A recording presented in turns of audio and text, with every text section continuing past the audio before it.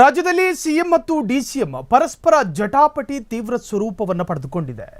ಕುರ್ಚಿ ಸಂಧಾನಕ್ಕೆ ಶೀಘ್ರವೇ ಸಂಧಾನ ಸಭೆ ಕೂಡ ಏರ್ಪಾಡಾಗುತ್ತೆ. ಸಿಎಂ ಡಿಸಿಎಂ ಸಂಧಾನಕ್ಕೆ ರೆಡಿ ಆಗಿದೆಯಾ ವೇದಿಕೆ? ಕುರ್ಚಿ ಕದನಕ್ಕೆ ಯಾವ ಸೂತ್ರ ರೆಡಿ ಮಾಡಿದೆ ಹೈಕಮಾಂಡ್? ರಾಜ್ಯದಲ್ಲಿ ಸಿಎಂ ಮತ್ತು ಡಿಸಿಎಂ ಸ್ಥಾನಕ್ಕಾಗಿ ಜಟಾಪಟಿಗಳು ತೀವ್ರಗೊಂಡಿದೆ. ಕುರ್ಚಿ ಸಂಧಾನಕ್ಕೆ ಶೀಘ್ರವೇ ಸಂಧಾನ ಸಭೆಯ ಮುಹೂರ್ತ ಫಿಕ್ಸ್ ಆಗುತ್ತಾ? ಸಿಎಂ ಡಿಸಿಎಂ ಸಂಧಾನಕ್ಕೆ ರೆಡಿ ಆಗಿದೆಯಾ ವೇದಿಕೆ? ಹಾಗಾದರೆ ಹೈಕಮಾಂಡ್ ನಾಯಕರು ತೆಗೆದುಕೊಂಡಿರುವ ನಿರ್ಧಾರಗಳೇನು? ಕುರ್ಚಿ ಕದನಕ್ಕೆ ಯಾವ ಸೂತ್ರ ರೆಡಿ ಮಾಡಿದೆ ಹೈಕಮಾಂಡ್? ಸಿಎಂ ಕುರ್ಚಿ ಕದನಕ್ಕೆ ಮುಲಾಮು ಹಚ್ಚಲು ಮುಂದಾದ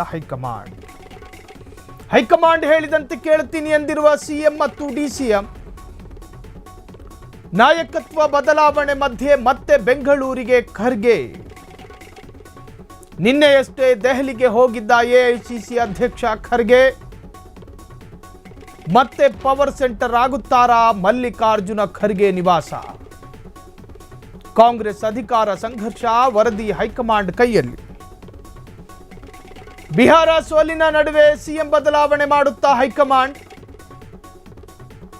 ಸಿಎಂ ಡಿಸಿಎಂ ನಡುವೆ ಸಂಧಾನಕ್ಕೆ ಹೊಸ ಸೂತ್ರವನ್ನ ರೆಡಿ ಮಾಡ್ತಾ ಹೈಕಮಾಂಡ್. 2 ವರ್ಷದ ಅವಧಿಗೆ ಡಿಸಿಎಂ ಡಿಕೆಗೆ ಪಟ್ಟಾಭಿಷೇಕನ. ಸಿಎಂ ಡಿಸಿಎಂ ನಡುವಿನ ಸಂಧಾನಕ್ಕೆ ಡೇಟ್ ಫಿಕ್ಸ್ ಆಯ್ತಾ? ದೆಹಲಿ ನಾಯಕರಿಂದ ಎಚ್ಚರಿಕೆಯ ನಡೆ ಮತ್ತು ಸಂಧಾನ ಸೂತ್ರವನ್ನ ಸಿಎಂ ಡಿಸಿಎಂ ಒಪ್ಪಿಕೊಳ್ಳುವ ಸಾಧ್ಯತೆಗಳಿದ್ದಾವೆ. ಸಿಎಂ ಸಿದ್ದರಾಮಯ್ಯ ಮನವೊಲಿಕೆ ಮಾಡೋದೇ ಸವಾಲು. ಶಾಸಕರ ಅಭಿಪ್ರಾಯಕ್ಕೆ ಮನ್ನಣೆ ನೀಡುವಂತೆ ಸಿದ್ದು ಟೀಂ ಪಟ್ಟು, ಸಿಎಂ ಡಿಸಿಎಂ ಪಟ್ಟು, ಹೈಕಮಾಂಡ್ ಇಕ್ಕಟ್ಟು. ಒಂದು ಕಡೆ ರಾಜ್ಯದಲ್ಲಿ 2 ನಾಯಕರ ಮತ್ತು ನಾಯಕರುಗಳ ಬೆಂಬಲಿಗರ ಒತ್ತಡ ಜೊತೆಗೆ ಆಗ್ರಹ, ಬಲವಂತ, ಈ ಎಲ್ಲದರ ನಡುವೆ ತಲೆನೋವಾಗಿರೋದು ಹೈಕಮಾಂಡ್ ನಾಯಕರಿಗೆ. ಹೆಂಗಿದನ್ನು ಸರಿಪಡಿಸೋದು? ಜಾತಿ ಲೆಕ್ಕಾಚಾರದಲ್ಲಿ ಪ್ರಬಲ ಸಮುದಾಯದ ವಿರೋಧತೆಯನ್ನು ಕಟ್ಟಿಕೊಳ್ಳೋದ, ಅಥವಾ ಸಿದ್ದರಾಮಯ್ಯರ ಪರ ನಿಂತು ಅವರನ್ನೇ ಪೂರ್ಣಾವಧಿ ಸಿಎಂ ಮಾಡೋದ? ಅಹಿಂದ ಸಮಾಜ, ರಾಜ್ಯದ ಅಲ್ಪಸಂಖ್ಯಾತ ಸಮಾಜ, ಈ ಎಲ್ಲರನ್ನ ವಿಶ್ವಾಸಕ್ಕೆ ತೆಗೆದುಕೊಳ್ಳುವ ಏಕೈಕ ನಿರ್ಧಾರ ಅಂದರೆ ಸಿದ್ದು ಪರ ಬ್ಯಾಟ್ ಬೀಸೋದು. ಸಿದ್ದರಾಮಯ್ಯರನ್ನು ಪೂರ್ಣಾವಧಿ ಸಿಎಂ ಮಾಡಿದ್ರೆ ರಾಜ್ಯದ ಹಿಂದುಳಿದ ಜೊತೆಗೆ ಅಲ್ಪಸಂಖ್ಯಾತ ಮತ ಕ್ರೋಢೀಕರಣ ಆಗುತ್ತೆ, ವಿಶ್ವಾಸವನ್ನು ಗಿಟ್ಟಿಸಿಕೊಳ್ಬೋದು. ಇನ್ನು ಒಂದು ವೇಳೆ ಡಿಕೆ ಶಿವಕುಮಾರ್ ಅವರಿಗೆ ಅಧಿಕಾರ ಕೊಟ್ಟರೆ ರಾಜ್ಯದ ಒಕ್ಕಲಿಗ ಸಮುದಾಯದ ಒಂದು ವರ್ಗ ಮಾತ್ರ ಡಿಕೆ ಪರ ನಿಂತುಕೊಳ್ಳುತ್ತೆ. ಉಳಿದ ಹಾಗೆ ಎಲ್ಲರೂ ಕೂಡ ರಾಜ್ಯದ ಪರಮೋಚ್ಚ ಒಕ್ಕಲಿಗ ನಾಯಕ ಅಂತ ಕರೆಸಿಕೊಳ್ಳುವ ಎಚ್.ಡಿ. ಕುಮಾರಸ್ವಾಮಿಯ ನಿರ್ದೇಶನದಂತೆ ಕೆಲಸ ಮಾಡುತ್ತೆ. ಹಾಗಾಗಿ ಏನು ಮಾಡೋದು? ಹೈಕಮಾಂಡ್ ಈಗ ಸಂಧಾನಕ್ಕೊಂದು ವೇದಿಕೆ ರೆಡಿ ಮಾಡಿದೆ. ಆ ಸಂಧಾನದಲ್ಲಿ ಡಿಕೆ ಶಿವಕುಮಾರ್ ಮತ್ತು ಸಿದ್ದರಾಮಯ್ಯರ ಇಬ್ಬರನ್ನು ಮನವೊಲಿಸುವಂತಹ ಪ್ರಯತ್ನಗಳಾಗ್ತವೆ.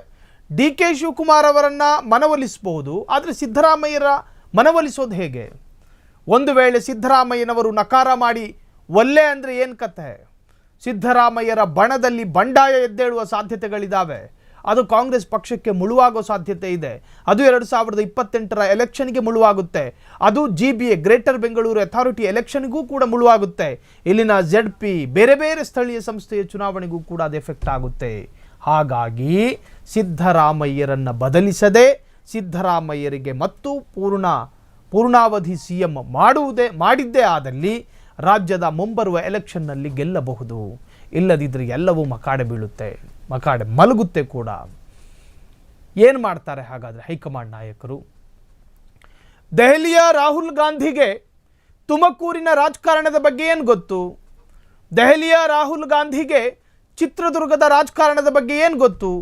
ದೆಹಲಿಯ ರಾಹುಲ್ ಗಾಂಧಿಗೆ ಕರ್ನಾಟಕದ ರಾಜಕೀಯದ ವಿದ್ಯಮಾನಗಳ ಬಗ್ಗೆ ಏನು ಗೊತ್ತು? ಹಾಗಾಗಿ ವೇಣುಗೋಪಾಲ್ರಿಗೂ ಗೊತ್ತಾಗಲ್ಲ, ಸುರ್ಜೇವಾಲ್ರಿಗೂ ಗೊತ್ತಾಗಲ್ಲ. ಮಲ್ಲಿಕಾರ್ಜುನ್ ಖರ್ಗೆ ಅವರ ಜೊತೆ 1-2 ಸುತ್ತಿನ ಮಾತುಕತೆ ಮಾಡಲೇಬೇಕು. ಅಲ್ಲಿದೇನು ಕತೆ, ಯಾರನ್ನ ಗಿಂಟಿದ್ರೆ ಎಲ್ಲಿ ನೋವಾಗುತ್ತೆ, ಇವೆಲ್ಲದರ ಬಗ್ಗೆಯೂ ಕೂಡ ಸುದೀರ್ಘ ಚರ್ಚೆಗಳಾಗಬೇಕು. ಸುದೀರ್ಘ ಚರ್ಚೆಯ ನಂತರ ಸಂಧಾನ ಸಭೆಗೆ ಅವಕಾಶ ಕೂಡಿ ಬರಬೇಕು. ಒಟ್ಟಾರೆ ಹೈಕಮಾಂಡ್ಗೆ ತಲೆನೋವಾಗಿದೆ, CM ಜಟಾಪಟಿ. ಇದನ್ನು ಹೆಂಗೆ ಹೈಕಮಾಂಡ್ ನಾಯಕರು ನಿಭಾಯಿಸ್ತಾರೆ ಅನ್ನೋದೇ ಈಗ ಮುಂದಿರತಕ್ಕಂಥ ಅತಿ ದೊಡ್ಡ ಸವಾಲಿನ ಮೇಲೊಂದು ಸವಾಲು. ಸೊ ಬ್ಯಾಕ್ ಟು ಬ್ಯಾಕ್ ಬೆಂಗಳೂರಿನಿಂದ ಡೆಲ್ಲಿಗೆ ಶಾಸಕರ ಭೇಟಿ, ಶಾಸಕರ ಪರೇಡ್ ಜೊತೆಗೆ ನಾಯಕರ ಪರೇಡ್ ಕೂಡ ಆಗ್ತಾ ಇದೆ. ಕ್ಷಣ ಕ್ಷಣದ ಸುದ್ದಿಗಳಿಗಾಗಿ ಫ್ರೀಡಂ ಟಿವಿ ಸಬ್ಸ್ಕ್ರೈಬ್ ಮಾಡಿ, ಲೈಕ್ ಮಾಡಿ ಹಾಗೂ ಫಾಲೋ ಮಾಡಿ. ಹೊಸ ಸುದ್ದಿಗಳ ನೋಟಿಫಿಕೇಶನ್ಗಾಗಿ ಬೆಲ್ ಐಕಾನ್ ಮೇಲೆ ಕ್ಲಿಕ್ ಮಾಡಿ.